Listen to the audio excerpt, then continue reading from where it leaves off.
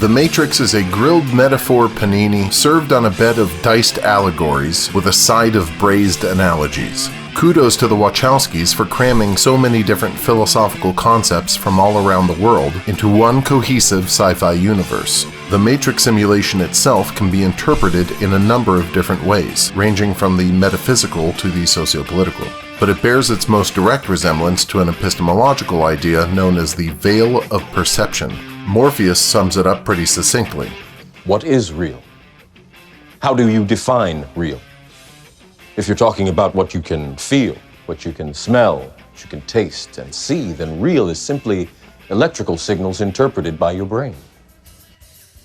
After carefully studying that which our senses report to us, we've learned that electrons, shapeless, extensionless, colorless electrons, emit photons, shapeless, extensionless, colorless photons, and these photons ricochet off of atoms, which are themselves mostly empty space given that their nuclei are made up of shapeless, extensionless, colorless quarks. After who knows how many bounces, these photons collide with the electrons in our retinas, triggering a chain reaction of synaptic activity that ultimately culminates in what? An experienced world made up exclusively of colored shapes. But colored shapes and shapeless, colorless point particles are not the same thing. In fact, they couldn't be more different. If what we see and the cause of what we see are two completely separate things, then we cannot infer faithfully on the basis of what we see what is causing us to see what we see. Essentially, if we can't see what's causing us to see what we see, then we can't know what's causing us to see what we see. Anything could be causing us to see what we see, and there's no limit on what it could trick us into believing. It could trick us into believing that photons and quarks are responsible for what we see simply by tailoring the content of our sight so as to compel us to reach that conclusion. We can't see past the colored shapes. These colored shapes, these qualia as philosophers call them, constitute the veil of perception. It's a completely opaque barrier of sights, sounds, and smells that separates the internal world of sense perceptions from the external world of who knows what. There might be photons and atoms on the other side, but there might be cascading green numbers and letters instead. As trippy as this is, there are other philosophical ideas that are just as trippy if not more, but they haven't been baked into successful sci-fi cinematic trilogies yet, so they aren't as commonly known. Consider this video a tiny step toward boosting their popularity. Here are 10 philosophical ideas at least as trippy as The Matrix. Number 1. Simulacra. In the first Matrix movie, when Neo takes the disc from that hollowed-out book, the book itself is a copy of Jean Baudrillard's Simulacra and Simulation. Legend has it that the Wachowskis created the Matrix as an allegory for Baudrillard's philosophy. But when Baudrillard himself saw the movie, he protested that the Wachowskis had completely missed the point of his work. The Matrix, as it's presented in the movie, is what Baudrillard might call a simulation, but it's clear that the Wachowskis set out to create a simulacrum, and a simulacrum it is not.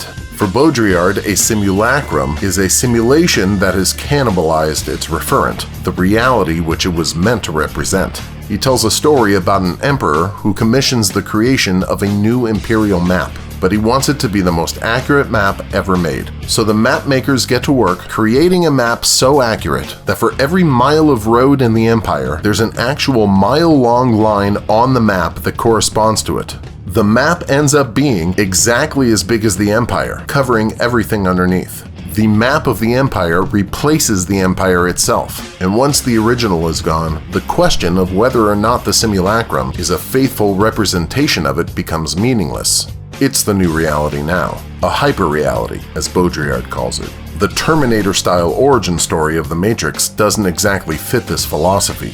We mistreat the machines retaliate and revolt, and we scorch the sky to spite them. If the Wachowskis had aimed to create a parable for Baudrillard's philosophy, then the Matrix simulation itself should have played a pivotal role in the destruction of the real world. Perhaps Baudrillard would have been happier if the Matrix simulation had been some form of augmented reality, superimposed over the real world, an augmentation that slowly but continuously erodes the reality underneath it. Number 2. Eternal recurrence. Long before it became the sport of deriving rules for governing right and wrong behavior, ethics was a collective attempt to answer questions like, what's the best life a human can live? Or, what sort of life should we all strive to live? Nietzsche's ethics wasn't a system of rules for determining who was naughty and who was nice. For Nietzsche, that sort of ethical thinking was just a piece of wool that weak people pull over the eyes of strong people to stop the strong people from bullying them. Big strong guys who embody the persona of a gentle giant? Chumps. Rich people who vote in favor of welfare programs and higher taxes? Chumps. Political rulers who graciously relinquish authority to their democratically elected successors? Chumps. They're chumps, according to Nietzsche, because they're allowing themselves to be duped into wantonly stifling their own power. Nietzsche's ethic was a throwback to the days when the aim was to describe the perfect human life. To understand his answer to those questions, just take the attitude conveyed by the expression YOLO. But instead of only living once, you live forever. Who said I've been alive forever? Except you spend that forever repeating this life, the one you're living right now, over and over again. This time around is your one and only chance to choose a life worth repeating forever, forever, forever. Because once you die in this life, no further changes can be made. This becomes the life you repeat for eternity, hence the name, eternal recurrence. The only question you have to ask yourself is, what sort of life would I want to repeat forever? Nietzsche counsels us to live a life of high and low emotional extremes, a full life, one not bound by the shackles of Judeo-Christian turn-the-other-cheek morality. Love, hate, create, destroy, nothing's out of bounds under these hypothetical conditions. And I do mean hypothetical. To be clear, most philosophers agree that Nietzsche wasn't espousing an actual metaphysical doctrine here. He meant this only as a thought experiment. But in a world where billions of people believe wholeheartedly in some manner of afterlife, one could easily imagine a great many of them taking Nietzsche at face value. Number 3, radical freedom. You know you have to wake up early tomorrow, but it's pint night at your favorite pub, so you decide to go, vowing to get up and shower when your alarm goes off in the morning, no matter how tired you feel. The next morning, when your alarm goes off and your hangover feels like a brain injury, you slap the snooze button and go back to sleep. You continue hitting snooze every 9 minutes until over an hour has passed, and suddenly you dart up out of bed in the realization that you are now late for whatever you have to do.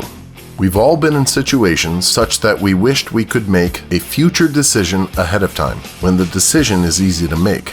When you're standing outside a bar with empty pockets, hating yourself for spending all your money on booze, it's easy to vow never to drink again. But you can't make that decision then. You have to make it the next time alcohol is available to you. You have to make that decision when it's difficult to make it. And even when you do manage to make it, the tough part is far from over. You have to continue to make it for the rest of your life. Every single time, drinking is an option. According to Jean-Paul Sartre, this is an inescapable part of the human condition. He referred to it as radical freedom. There is nothing you can do now short of suicide to rob your future self of the freedom to make that easy, shitty choice. If you had a gambling problem, you might ask a dear friend to hide your money somewhere secret, so as to take the option of gambling away from you. But the next day, you might beg your friend to show you where the money is, or perhaps you'll try to borrow it from a different friend, or steal it from an unwitting family member, or worse. You can try to limit your future options, but that's not the same as taking away your future freedom to search for and find other ways to fall off the wagon. So if you're the type of person who can't stay on a diet or can't break unhealthy habits, then according to Sartre, it's not because the addiction is restricting your freedom. That would be playing the victim card. It's actually because of an overabundance of freedom. According to Sartre, determinism, with its denial of free will, is just one of many ways we bullshit ourselves and each other out of taking responsibility for our choices. You're so free you can't stop being free. You're condemned to it. Number 4, perfect languages. You don't have to be a linguist to recognize when someone is butchering a language in which you yourself are fluent. You know upon hearing them that there's something wrong grammatically with sentences like, "Found someone you have, I would say, or, "He is barely my assholes." Of course, we still understand Yoda and Borat, and Tomek and Bellegarde. Much sorry, friend. Man, there are no women's here. Other instances of bad grammar are so extreme that no sense or meaning can be derived from them at all. Let's fighting love. Let's fighting love. Suffice it to say that language is a rule-governed activity, but one whose rules are so thoroughly internalized during childhood that we continue to obey them unconsciously for the rest of our lives. This is quite a feat when you consider how arbitrary the grammatical rules of natural languages tend to be. I'm doing good. Superman does good. You doing well. You need to study your grammar, son. But what if there was a language whose syntax wasn't the result of centuries and millennia of historical accidents? Vocative plural of Annis is Annie Romani. Imagine a language such that the rules of logic make up its grammar. This would be what philosophers call a logically transparent language, or, as it has also been known, a logically perfect language. One in which all logical constants, relations, subjects, and predicates are plainly visible on the surface. If political campaign speeches were conducted in such a language, it would be impossible for politicians to manipulate us with rhetoric. Any fallacious reasoning, any unjustified conclusions to arguments would be obviously so, as obviously invalid as it would be obviously incorrect to say, "Hey, you're right, stupid science bitch couldn't even make I more smarter." Just as you don't need to be an English professor to know that that statement doesn't make sense, so too would you not have to be a logician to tell when a political pundit is trying to convince you of something with a piss-poor argument. Another example of a philosophically pure language would be a metaphysically perfect language. Such a language would carve reality at its seams, as some philosophers have put it. Every real type of thing in the universe would have a word assigned to it, and there would be no words for types of things that don't exist. For example, there would be a word for every different kind of snow, but there would be no words for, say, unicorns or ghosts. Additionally, the word nothing would have no place in such a language, because having a word for nothing makes it seem like nothing is just another kind of something. But it's not a thing at all. It's nothing, which means there's nothing there for a word to refer to in the first place. That's the central idea, after all. Words refer to things. A word can't do its job when there's no thing out there for it to reference. Therefore, there can be no words for non-existent things. Nothing is not an existing thing. Therefore, it gets no word assigned to it. Not just individual words, but phrases too would have to be refined. Consider the sentence, "It is raining." This way of phrasing it suggests that there's a thing out there, an it, that's doing the raining. Of course, that's just a figure of speech, but a metaphysically perfect language wouldn't settle for such sloppiness. Instead, a metaphysically better language would use locutions like, "rain is falling." The upshot is that, in principle, any cogent argument expressed in a logically perfect language would be automatically valid, and any cogent argument expressed in a language that is both logically perfect and metaphysically perfect would be automatically both valid and sound. Any attempt to bullshit people would raise some serious eyebrows. Come on, don't bullshit me. To this day, no so-called perfect languages have ever been constructed, so they remain purely theoretical, while many philosophers have argued against their supposed value and even their possibility. Number 5. The Weltgeist. There's an ancient conception of causality that's lost the lion's share of its traction after the monumental successes of the empirical sciences. The Greeks called it telos, and we call the belief in telos teleology, the belief that the universe is evolving toward a pre-established future goal. Modern scientifically minded people don't tend to see the universe as the sort of thing that's evolving toward an ultimate state of perfection. Whether you believe the universe will end in a heat death or a big rip, you probably don't believe that it's the goal or purpose of the universe to do so. There is, however, a model of the universe put forward in the modern era by Georg Wilhelm Friedrich Hegel, according to which the universe is evolving toward a future state of complete knowledge and limitless freedom. Since the universe is literally everything, all that there is to know, this perfect state of knowledge is in fact a state of perfect self-knowledge. Hegel describes the world as possessing a Weltgeist, German for world spirit. This world spirit is a conscious entity, but it hasn't always been a conscious entity. It's conscious now because over the course of billions of years, it finally evolved conscious parts, namely us. It's conscious through us. It sees itself through our eyes, thinks and feels with our brains. When humans philosophize, that's actually the Weltgeist thinking about itself through us. and in that way it learns about itself through us, and knows only as much about itself as we have learned about it, until it reaches that final stage of perfect self-knowledge at the end of history. And even that will be achieved through the minds of organisms and machines alive at that time. Future organisms billions of years from now might have mental capacities that make our consciousness look like flatulence, and when they exist for the duration of their existence, the Weltgeist will possess those mental capacities too. Of course, Hegel had been dead for almost 30 years when Darwin first published On the Origin of Species, so you won't find any talk of evolution by natural selection or extraterrestrial superintelligence in his work. He very much believed that what was happening on Earth really mattered on a cosmic scale, that Earth is where all the action is. If you didn't know otherwise, you might even suspect him of geocentrism. Be that as it may, the successes of Darwinian science have been cited by some thinkers as evidence in support of Hegel's philosophy. So, just as the fossil record shows the evolution of more and more intelligent organisms, it also shows the evolution of increasingly free organisms. Given their simple structure, prokaryotes have fewer degrees of freedom than do their more complex descendants, the eukaryotes. Warm-blooded animals have more degrees of freedom than cold-blooded animals. And human beings command more degrees of freedom than do our only slightly smaller-brained chimpanzee cousins. The history of cultures and civilizations tells the same story, according to Hegel. Societies, nationalities, people get more and more free over time.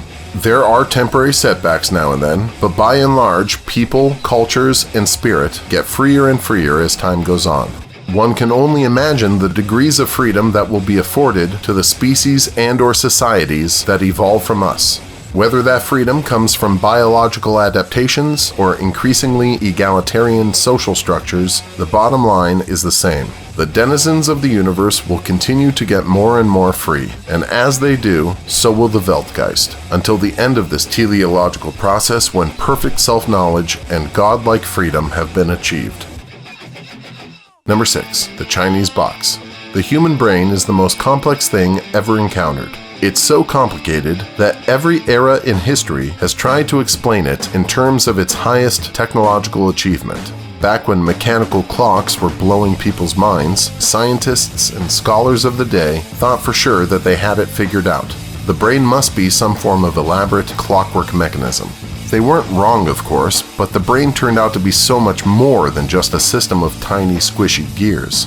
Now we're in the computer age and the same thing is happening. Everyone is convinced that the human brain is essentially a computer made up of tiny, squishy logic gates. Everyone except John Searle, who believes he can prove that whatever human brains are, they must be more than fleshy computers. His argument goes hand in hand with the following thought experiment. Picture yourself inside a solitary, windowless room in the middle of downtown Beijing. One wall of the booth has a thin horizontal slit in it where people outside the room can slip messages to you. These messages are written in Mandarin. You speak, write, read, and understand Zero Mandarin. Before you is a large book and an assortment of Chinese characters. Inside the book, sequences of Chinese characters are paired up. There's a row of Chinese character sequences on the top of every page, and a corresponding row of Chinese character sequences on the bottom of every page. Whenever someone slides a note into the booth, your task is to search through the book and find the specific sequence of characters written on the note. Then you are to arrange another set of characters so as to match the corresponding sequence at the bottom of the page, and then slide the new sequence back to the person outside. You do this 40 hours a week for 7 years, 17 years, 70 years. It doesn't matter. You will never learn Mandarin this way. Even if, through sheer repetition, you start to recognize certain sequences and no longer need the book to find their counterparts, you still won't have any clue what those sequences mean. That is to say, you might internalize the grammar of the language, its syntax, but you'll never learn its semantics. That's the crux of Searle's Chinese room argument. You can't get semantics from syntax, no matter how much syntax you know. And computers only know syntax. What you are doing inside of that room is essentially what every CPU in the world is doing. Granted, computers are doing it thousands of times faster than we can, but that doesn't matter according to Searle. No amount of syntax will ever get you any amount of semantics. Alexa will never understand what she's saying to you. Okay, I've added big hairy balls to your shopping list. If you can even call that saying. A computer can never know the meanings of the zeros and ones that it processes. It doesn't even know that the absence of current is a 0 and the presence of current is a 1. That's why the brain must be more than a computer, because it does something very special that computers can't do. Human beings are capable of meaning, of understanding reference. Computers, according to Searle, are not. Number 7. Monads. The rationalist movement in European philosophy was made up of a loose grouping of contemporary philosophers, all of whom shared a couple things in common: a serious distrust of our senses and a deep respect for our ability to reason. If sensory deprivation tanks existed back then, these guys would have been all over them. The mind does its best thinking, a rationalist might say, when it's not clouded by the illusions fed to it by the senses. They agree that the veil of perception blocks us from experiencing the external reality that lies on the other side of it. But they also believed that through sober, rational contemplation, beginning with only the most self-evident presuppositions, one could infer facts and knowledge about the external world beyond the veil. You may be thinking to yourself, a good way to test this method might be to take 2 or 3 of these rationalists, place them each in solitary confinement, and see if their respective applications of their method converge on a single unified model of reality, or if each of them comes up with his own unique model completely incompatible with those of the other 2.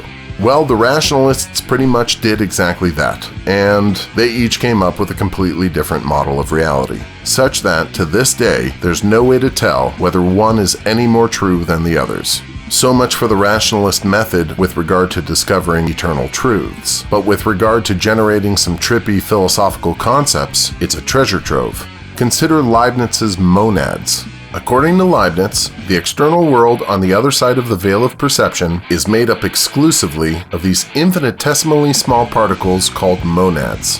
They may sound like atoms or quarks, but they're not.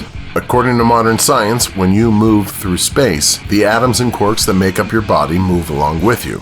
Monads never move. Each one is locked in place. All motion is an illusion, similar to what's called the Marquis effect. Light bulbs arranged in a row are illuminated and deactivated in sequential order so as to mimic motion, but nothing is in fact moving. Leibniz's own analogy involved rainbows. Imagine a high-resolution snapshot of a rainbow during a storm. All the raindrops are frozen in place, just like monads, and the rainbow they create isn't really there, just like how trees and grass and clouds and air aren't really there. Only the monads are really there. Monads are infinitely small, perfectly reflective spheres. Since their surfaces are perfectly reflective, an image of the entire universe as viewed from that monad's location is visible on its surface. In other words, by studying just one monad, you can study every monad, because information about every monad is contained on the surface of every monad. It's a world of infinitely many, infinitely small, spherical mirrors reflecting each other. Number 8. The tetralemma. According to Aristotle's principle of the excluded middle, every proposition is either true or false.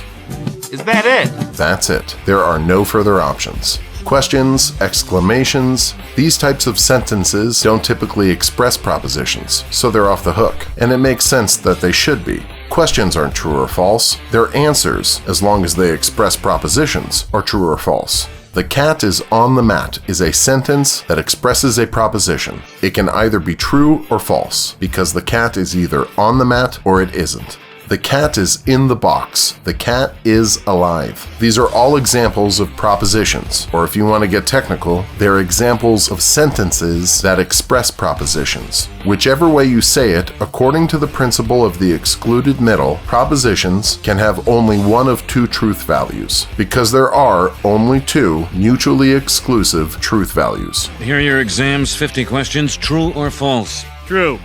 Homer, I was just describing the test. True. Look, Homer, just take the test and you'll do fine. False. According to Aristotle, that is, but not according to Nagarjuna. According to his principle of Buddhist logic, known as the tetralemma, there are actually 4 possible truth values. The familiar true and false, but also both and neither. Both true and false, and neither true nor false.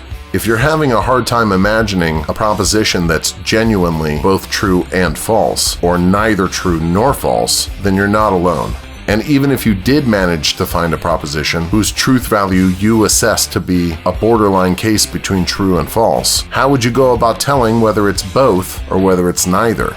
In Buddhist texts, these extra truth values are usually reserved for statements about the afterlife or the nature of enlightenment, rather than mundane secular statements about cats on mats. Most propositions about our everyday earthly plane of existence are just plain old true or false. Most, but not all. Because of Heisenberg's uncertainty principle, some propositions about quantum mechanical phenomena can hover somewhere between being true and being false. And since there's no sharp barrier demarcating where the quantum realm ends and the relativistic world begins, quantum uncertainty can, under special circumstances, have the same effect on propositions about the macro-sized world. Consider the well-known Schrödinger's cat thought experiment. A cat is enclosed inside an opaque box along with a small vial of poisonous gas, a Geiger counter, and a single atom of uranium-238, which happens to be radioactive. The radiation from the atom isn't enough to kill the cat, but the poison would kill it instantly if the vial were ever opened. Now, it's impossible to predict when that uranium atom will decay. It could happen in the next second or not until next year. But the Geiger counter is sensitive enough to detect its decay whenever it happens, and it has been rigged to break open the vial of poisonous gas in the event that it makes such a detection. If the atom's radioactive decay is a quantum mechanical event that hovers somewhere between happening and not happening until we physically check and see whether it happened or not, then the state of the vial will hover somewhere between being broken and remaining intact until that observation is made, which means that the state of the cat will hover somewhere between being alive and being dead until that observation is made. Under such conditions, the truth value of the proposition "the cat is alive" hovers somewhere between being true and being false until that observation is made. To be fair, this thought experiment was never meant to be taken seriously, but for our purposes here, it suffices to illustrate the fact that quantum mechanical events seem to require of us that we adopt the logic of the tetralemma in order to make sense of them. In fact, quantum logic gates inside quantum computers are designed to exploit the tetralemmic logic of quantum phenomena.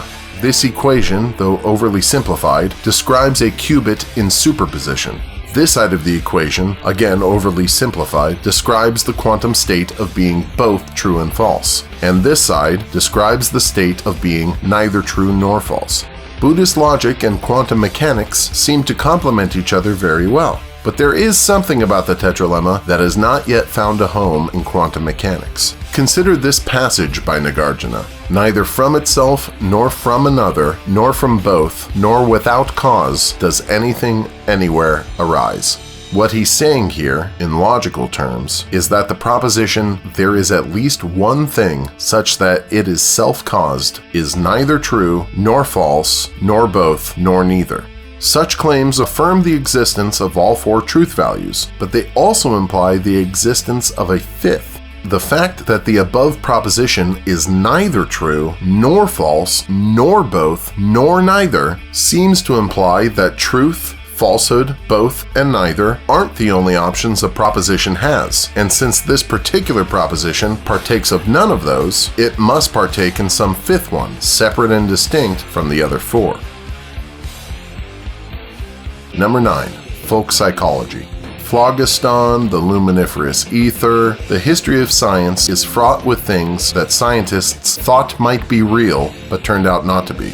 There is, for example, no such thing as caloric fluid. We thought there might be, and it was a perfectly reasonable hypothesis at the time, but when we looked for it, we just couldn't find it. Well, for millennia, people have been convinced that just as our physical world is adorned with things like mountains, rivers, and clouds, so too is our mental world furnished with things like desires, motivations, and beliefs. Thanks to modern neuroscience, we know exponentially more now about the brain than any generation has before us, and we have yet to find any desires, intentions, or beliefs in there. If aliens listened to your torso and heard something pounding, they might conjecture that there's an organ in there responsible for the pounding. We'll need to have a look inside you with this camera. Guess again. If they looked through you with their technology, they'd find your heart doing the pounding. They'd look for it and they'd find it. You claim to have desires, intentions, and beliefs, so they scan your brain. They find strata upon strata of brain architecture, so they try to figure out which layer corresponds to beliefs, which one corresponds to desires, and which one corresponds to intentions. But they find no one-to-one correspondence. They look closer and find that the whole thing is made up of neural networks, so they try to find the neural networks responsible for beliefs, desires, and motivations. According to a group of neuroscience-savvy philosophers called eliminative materialists, no matter how deep they look, they'll never find any. This school of thought gets its name from the fact that its adherents think notions like beliefs, desires, intentions, and all other tokens of what they pejoratively call folk psychology should be eliminated from scientific and medical discourse. Rick's famous take on love has eliminativism written all over it. What people call love is just a chemical reaction that compels animals to breed. It hits hard, Morty, then it slowly fades, leaving you stranded in a failing marriage. I did it. Your parents are gonna do it. Break the cycle, Morty. Rise above. Focus on science. Neuroscientists tried hard to find them, but as it turns out, the brain just isn't structured that way after all. Beliefs, desires, and motivations aren't real. According to these eliminativists, we should just keep studying the brain without any preconceived notions about it, and we should develop the language we use to discuss our findings in tandem with their discoveries. Some go so far as to say that nothing outside your nervous system can have any causal impact on you. Other things outside your body can have causal impacts on your body or your nervous system, but those objects and events have no effect on you and your behavior. Only your own nervous system can do that. You think you're not going to that party because your ex-girlfriend might be there? Nope. The breakup has no causal effect on your behavior. The drop in dopamine and the surge of cortisol in your bloodstream, that's why you're not going to the party. Think you're cheering because your child just graduated? No, you're doing that because your dopamine and serotonin are through the roof. Think your leg hurts because of that bullet wound? Nope, it hurts because your nociceptors are firing. Again, the breakup may have caused the cortisol surge, the graduation may have caused the dopamine surge, and the bullet wound is certainly causing your nociceptors to fire, but it isn't causing the pain you feel. That's what the nociceptors are doing. According to these philosophers, if you're going to sit there and talk about external events outside your body causing you to behave or feel this way or that way, you might as well be talking about astrological influences on your behavior, or whether a witch weighs more or less than a duck. Number 10. The Third World. You're on a road trip with a friend. You encounter a roadblock which forces you to take a detour. As a consequence of taking that detour, you discover some hot springs perfect for swimming and camping. You look back at the roadblock mere minutes after first encountering it, only to find that it's been cleared away.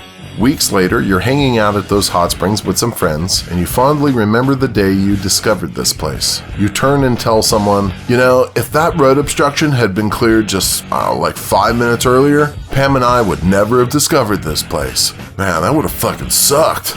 Now consider this quote by mathematician Arend Hating about mathematician Ellie J. Brouwer. If recursive functions had been invented before, Brouwer would perhaps not have formed the notion of a choice sequence, which I think would have been unlucky. Conventional wisdom tells us that recursive functions and choice sequences are purely mathematical concepts, and as such exist only in our heads. They aren't physical things like tree trunks and hot springs. They don't enjoy a mode of existence independent of human mental activity, and yet we talk about them as if they do. We can wonder what might have happened had that traffic obstruction been moved off the road just a few minutes earlier, and we can wonder what might have happened had recursive functions been invented earlier. Likewise, we can be grateful that some hot springs were discovered, but we can also be grateful that the notion of choice sequences was formed. The two situations are analogous. Now, my thoughts and feelings about a tree trunk obviously aren't the same thing as the tree trunk itself. There's the mental act of thinking about it, which enjoys a subjective mode of existence inside my mind, and there's the content of my thoughts, the actual tree trunk, which enjoys an objective mode of existence, independent of my thoughts and feelings about it. So, in a manner of speaking, there are two worlds. The first world is the objective world of physical objects and processes, and the second world is the subjective world inside each of our heads, full of thoughts and feelings experienced only by us individually. This probably sounds an awful lot like the internal and external worlds of the veil of perception idea discussed earlier, but this has nothing to do with that. In the present case, we're not wondering whether the tree trunk is really there or not. That would be the veil of perception. Right now, we're taking the tree trunk and everything else in the physical world as given. All we're saying is that there's the objective world of physical objects, and there's the subjective world of thoughts and feelings about physical objects. That's all. Now that that's established, enter Karl Popper, who argued in favor of the existence of a third world in addition to the first and second worlds. This third world is a realm of pure information, a logical space where propositions, arguments, hypotheses, and theorems dwell. The denizens of this third world are just as objective as the tree trunks and hot springs of the first world, but they aren't physical. We have access to them by thinking about them, and so they're often relegated to the second world. But just like tree trunks and hot springs, they are different from our subjective thoughts and feelings about them in at least one crucial respect. The relations they bear toward each other enjoy the same objective mode of existence that physical objects do. If two propositions are mutually exclusive, that relationship is as it is, independent of human thoughts and feelings about it. Logical relations between propositions are as invariant to the observer as is the speed of light. The Wachowskis chose to make the Matrix raincode green, as was their right as creators of fiction. But nobody chooses whether or not, say, one version of set theory is compatible with another. That compatibility is a fact not of the first world, but of the third. When you think about equations and arguments, your thoughts about them belong to the second world, but the equations and arguments that you're thinking about belong to the third. Plato argued in favor of something similar to this, but not identical to it. Plato's realm of forms was conceived of as a world where pure mathematical concepts are real, like the perfect circle, but it was thought to be timeless and flawless. On the contrary, the denizens of Popper's third world are not naturally occurring, let alone timeless and perfect. They're artifacts of human creation. The examples he leaned on most came from biology. The way he saw it, bees build hives, beavers build dams, and humans build epistemic structures like scientific hypotheses and mathematical theorems. In Popper's own words, quote, "I agree with Brouwer that the sequence of natural numbers is a human creation, but the distinction between odd and even numbers is not created by us. It is an unintended and unavoidable consequence of our creation. Prime numbers are similarly unintended, autonomous, and objective facts. This exemplifies what I mean when I say that the third world is largely autonomous, though created by us." End quote. If it helps, think of the scientific community's collective intellectual hurdles as the terrain tiles of a landmass in a real-time strategy game. Unanswered scientific and mathematical questions are like unnavigable rivers, and the hypotheses and theories with which we answer them are the bridges we build to traverse them. So, was The Matrix a better example of a simulacrum than Baudrillard gave it credit for? What would society be like if everyone embraced Nietzsche's eternal recurrence? Is determinism something we made up to help us play the victim card?